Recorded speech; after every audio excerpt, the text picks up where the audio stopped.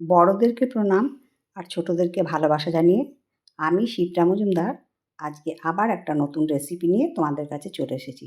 আশা করি রেসিপিটা তোমাদের ভীষণ ভালো লাগবে। তাহলে দেখতে শুরু করা এখন থেকে। আজকে আমি তোমাদেরকে কি দেখাতে চলেছি। দেখো বন্ধুরা, আমি এখানে 5খানা ফুলকপি নিয়ে নিয়েছি ছোট ছোট সাইজের। এই ছোট সাইজের ফুলকপিগুলো কিন্তু ভীষণ টেস্ট হয়। আর শীতকাল চলে যাচ্ছে, এই সময় যে ফুলকপির স্বাদ পাওয়া যায় অন্য সময় কিন্তু ফুলকপির ততটা স্বাদ পাওয়া যায় না। তাই শীত চলে যাওয়ার আগেই এই রেসিপিটা তৈরি করে নেওয়ার জন্য তোমাদেরকে রিকোয়েস্ট করব। দেখো ছোট্ট ছোট্ট ফুলকপিগুলো আমি নিয়ে নিয়েছি এরকম। ডাঁটির দিকটা কেটে নিয়ে এবারে এটাকে 4 ভাগে ভাগ করে নেব। তোমরা তাহলে দেখে বুঝতে পারছো কত ছোট্ট ফুলকপিগুলো। 4 ভাগে ভাগ করা হয়ে গেল। এরপরে আমি একটা বাটির মধ্যে তুলে রাখছি। দেখো সমস্ত ফুলকপিগুলো আমার কাটা হয়ে গেছে। এবার নিয়ে নিচ্ছি 4টে আলু। আলুগুলোকেও এরকমভাবে খোসা ছাড়িয়ে কেটে নেব। প্রত্যেকটা আলুর আমার খোসা ছাড়ানো হয়ে গেছে। এরপরে আমি এগুলোকে পিস করে কেটে নেব। প্রথমে লম্বার দিকে 3 ফালি দিয়ে নিলাম। তারপরে আমি এগুলোকে মাঝ বরাবর কেটে নেব লম্বার দিকে। তারপরে এগুলোকে ডুমো ডুমো করে কেটে নেব। তোমরা দেখে বুঝতে পারলে আমি কেমনভাবে আলুগুলোকে কেটে নিচ্ছি। এইভাবে সমস্ত আলুগুলোকে আমি কেটে নেব। তোমাদেরকে একটু দেখিয়ে দিই। দেখো ঠিক এইরকম পর্যায় পর্যন্ত আমি আলুগুলোকে কেটে নিয়েছি। সমস্ত আলুগুলো কাটা হয়ে যাওয়ার পরে আমি একটা বাটির মধ্যে তুলে রাখলাম। দেখো ফুলকপি আলু কাটা হয়ে গেছে। এবার ইন্ডাকশানে ফুলকপি একটুখানি ভাপ দিয়ে জলটা ফেলে নিচ্ছি। কেননা এর মধ্যে অনেক রাসায়নিক থাকে আর তাছাড়া একটুখানি গন্ধ থাকে, সেই জন্য আমি এটাকে গরম জলে একটুখানি ভাপিয়ে নিই। ইন্ডাকশানটা অফ করে দিচ্ছি। আর এদিকে দেখো গ্যাসের ওভেনে কড়াই চাপিয়ে সর্ষের তেল দিয়ে দিলাম। আমি এখন খুব বেশি সর্ষের তেল দিচ্ছি না। এরপরে দিয়ে দিলাম একটা শুকনো লঙ্কা। শুকনো লঙ্কাটা দেওয়ার পরে তেলটা যখন বেশ গরম হয়ে এলো তারপর দিয়ে দিলাম 1/2 চামচের মতন কালো জিরে। এই কালো জিরে দিয়ে ফোড়নটাকে একটু সুন্দর করে ভেজে নেবো। আজকে আমি ফুলকপি আলু পোস্তটা ফোড়ন দিয়েই রান্না করে তোমাদেরকে দেখাবো। এর অসম্ভব সুন্দর স্বাদ হয়। আর এইটা ভাত রুটি সমস্ত কিছুর সাথে খেতে কিন্তু ভীষণ ভালো লাগে। আর যারা আমাদের মতন পোস্ত প্রেমিক আছো তারা কিন্তু এই রেসিপিটা ভীষণ ভালোবাসবে। যাই হোক, আলুগুলো সমস্তটা দিয়ে দিলাম। আলুগুলো দেওয়ার পরে একটুখানি নাড়ি চাড়িয়ে নিলাম। দিয়ে এখন কিন্তু লবণ দিচ্ছি না। এরপরে একটা ঢাকনা চাপা দিয়ে নিচ্ছি। 2-4 মিনিট ঢাকনা চাপা দেওয়ার পরে আমি ঢাকনাটা খুলে দিলাম। খুলে দিয়ে বেশ ভালো করে নাড়িয়ে চাড়িয়ে নিচ্ছি। বেশ কিছুক্ষণ ধরে ওপর নিচ নাড়িয়ে চাড়িয়ে নেওয়ার পরে আমি এর সাথে অ্যাড করব কেটে রাখা ফুলকপিগুলো, যেগুলোকে ভাপ দিয়ে নিয়েছি। আমি যেহেতু ছোট ছোট ফুলকপি তাই খুবই ছোট ছোট সাইজ হয়েছে। আমি সম্পূর্ণ ফুলকপিটা দেওয়ার পরে আমি ভালো করে আলু আর ফুলকপি ওপর নিচ নাড়িয়ে চাড়িয়ে নিচ্ছি।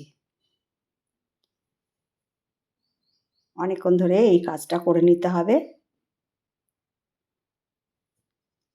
অনেকক্ষণ ধরে এই দেখো ভেজে নিচ্ছি দেখো ভালো করে।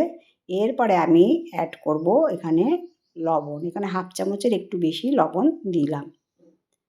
আর দিয়ে দিচ্ছি অল্পখানে হলুদ।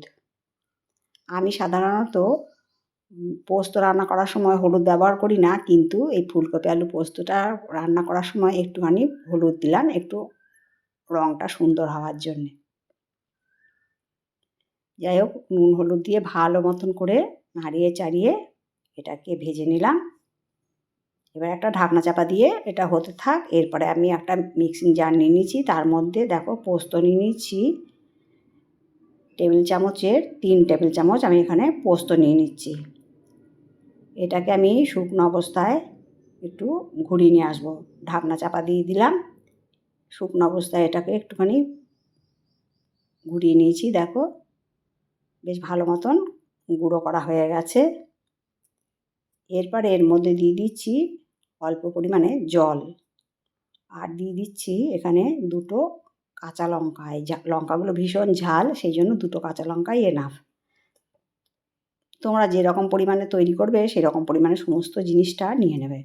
এইদিকে দেখো ফুলকপি আলুটা বেশ সুন্দর ভাজা হয়ে গেছে, আর আমার পোস্তটাও পেস্ট করা হয়ে গেছে।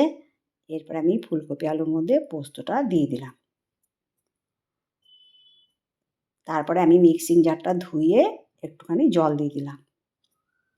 বন্ধুরা, এইভাবে ফুলকপি আলু পোস্ত রান্না করলে এত সুন্দর স্বাদ হয় যে তোমরা সেটা ভুলতে পারবে না। আর আমার প্রতিটা রেসিপি কিন্তু আমি আগে নিজে টেস্ট করে তারপরে কিন্তু শেয়ার করি। তাই তোমাদেরকে বলে দিচ্ছি, একবার অন্তত এইভাবে ফুলকপি আলু পোস্ত রান্না করে নিও, অসম্ভব ভালো লাগে। দেখো পোস্ত দেওয়ার পরে আমি ভালো করে নাড়িয়ে চাড়িয়ে ঢাকনা চাপা দিয়ে দিলাম। এরপরে একটুখানি লবণ পরিমাণ কম হয়েছিল বলে 1/2 চামচের মতন লবণ দিয়ে দিলাম। দিয়ে আবার ভালো করে মিশিয়ে নিচ্ছি। বন্ধুরা, আশা করি আজকের রেসিপিটা তোমাদের ভালো লেগেছে। যদি ভালো লাগে লাইক, শেয়ার, কমেন্ট আর সাবস্ক্রাইব করে আমার চ্যানেলের পাশে থেকো। আর যদি কোনো নতুন বন্ধু এসে তো অবশ্যই বেল বাটনটা অন করে দিও, তাহলে সমস্ত নোটিফিকেশান তোমাদের কাছে পৌঁছে যাবে। দেখো বেশ অনেকক্ষণ ধরে নাড়িয়ে চাড়িয়ে এরপরে আমি আরেকটু সময়ের জন্য ঢাকনা চাপা দিয়ে নিচ্ছি, কেননা ফুলকপি আলুটাকে আরেকটু ভালো করে সেদ্ধ করে নিতে হবে। ঢাকনা চাপাটা খুলে দিয়ে ভালো করে নাড়িয়ে চাড়িয়ে রান্না করে নিলাম। দেখেই বোঝা যাচ্ছে ফুলকপি আলুটা খুব সুন্দর সেদ্ধ হয়ে গেছে। এরপরে শেষকালে আমি দিয়ে দিলাম যেটা পোস্ত রান্নার আসল টিপস, সেটা হলো কাঁচা সর্ষের তেল। ওটা দিলে কিন্তু ফুলকপির দিয়ে যে আলু পোস্ত করলাম সেটা কিন্তু দারুণ সুন্দর স্বাদ হয়, আর গন্ধটা অসম্ভব ভালো লাগে। আর এর মধ্যে স্বাদটাকে ব্যালেন্স করার জন্য একটুখানি চিনি দিয়ে দিলাম, মিশিয়ে নিলাম। আশা করি বন্ধুরা তোমাদের আজকের রেসিপিটা ভালো লেগেছে। তাহলে তোমাদের সুন্দর সুন্দর কমেন্টসের মাধ্যমে জানিও কেমন লাগে না লাগে আমার রেসিপিগুলো। আর অবশ্যই আমার চ্যানেলে তোমাদেরকে ভিজিট করার কথা বললাম। এর মধ্যে আমার অনেক সুন্দর সুন্দর রেসিপি দেয়া আছে, খুব সহজ সরল রেসিপি আমি তৈরি করার চেষ্টা করি। যাই হোক, দেখো রান্নাটা কমপ্লিট হয়ে গেছে। তারপরে আমি একটা প্লেটের মধ্যে সার্ভ করে নিচ্ছি। দেখো ফুলকপি আলুর রেসিপিটা কত সুন্দর দেখতে লাগছে। তোমাদের সুন্দর সুন্দর কমেন্টসের মাধ্যমে জানিও। তোমাদের সুন্দর সুন্দর কমেন্টস পেলে আমি কিন্তু আরেকটা রেসিপি তৈরি করতে অনেক উৎসাহ পাই। যাই হোক বন্ধুরা, আজকে আমি এইখানে রাখি। অন্য কোনো দিন অন্য কোনো রেসিপিতে আবার দেখা হবে। কেমন? টাটা।